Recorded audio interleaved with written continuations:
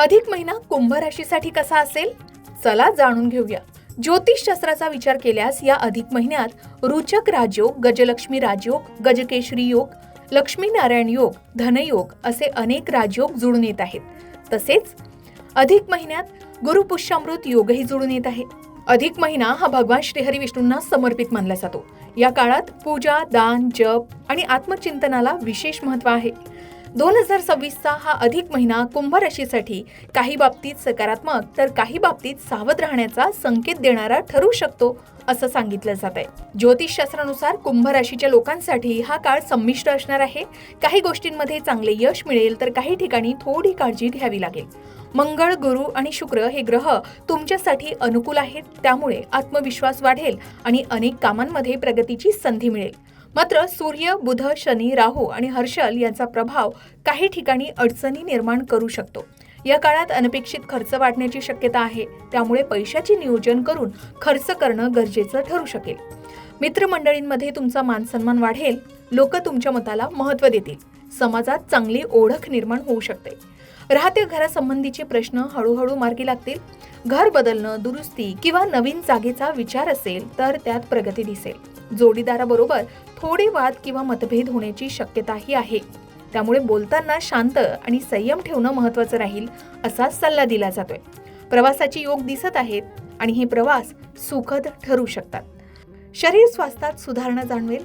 जुने त्रास कमी होण्याची शक्यताही आहे. हातातील कामात अडथळे आले तरी शेवटी यश मिळेल. स्थावर मालमत्ता म्हणजेच जमीन, घर किंवा वाहन या संबंधित व्यवहार करताना सावध राहावे.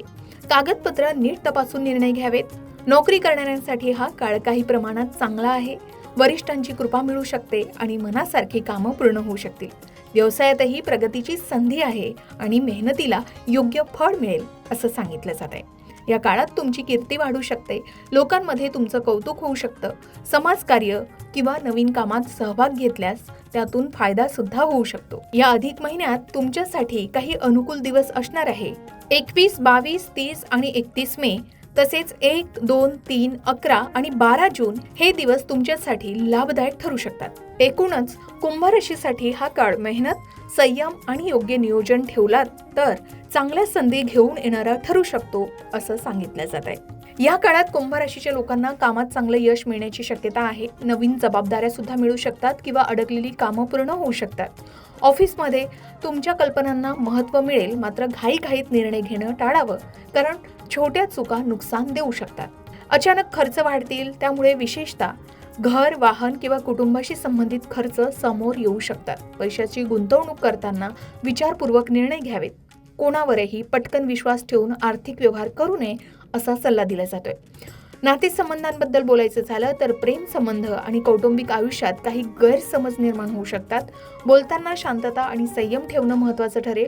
जुन्या मतभेदांवर तोडगा निघण्याचीही शक्यता आहे. कुटुंबासोबत वेळ घालवल्यास तुम्हाला मनःशांती मिळेल. आरोग्याच्या बाबतीत बोलायचं झालं तर झोप कमी होणं, मानसिक ताण किंवा थकवा जाणवू शकतो, त्यामुळे स्वतःकडे दुर्लक्ष अजिबात करू नये. नियमित दिनचर्या आणि सकारात्मक विचार तुमच्यासाठी फायदेशीर ठरू शकते. त्यातच अधिक महिन्यात आपण भगवान श्रीहरी विष्णूंची उपासना करू शकता. ही कुंभ राशीसाठी विशेष फलदायी मानली गेली. या महिन्यात आपण विष्णू सहस्त्रनाम ऐकावं. ओम नमो भगवते वासुदेवाय या मंत्राचा जप करावा. गुरुवारी दान करावं आणि दिवा लावून प्रार्थना करावी. यामुळे तुम्हाला नक्कीच मानसिक शांतता मिळेल आणि सकारात्मक ऊर्जा मिळण्यास मदत मिळेल. या काळात संयम, विचारपूर्वक निर्णय आणि आध्यात्मिकतेकडे लक्ष दिल्यास अनेक अडचणी टाळता येऊ शकतात. घाईपेक्षा शांतपणे घेतलेले निर्णय तुमच्यासाठी अधिक फायदेशीर ठरू शकतील असं सांगितलं जात आहे. मग कुंभ राशीसाठी अधिक महिना कसा असेल हे आपण जाणून घेतलंय. तुमची सुद्धा कुंभ रास आहे का? कमेंट करून नक्की सांगा. आपल्या मित्रपरिवारातील लोकांमध्ये कोणाची कुंभ रास असेल तर त्यांना हा व्हिडिओ शेअर करा. आणि तुमच्या राशीचं अधिक महिन्याचं भविष्य तुम्हाला जाणून घ्यायचं असेल तर तुमची रास कमेंटमध्ये नक्की लिहा.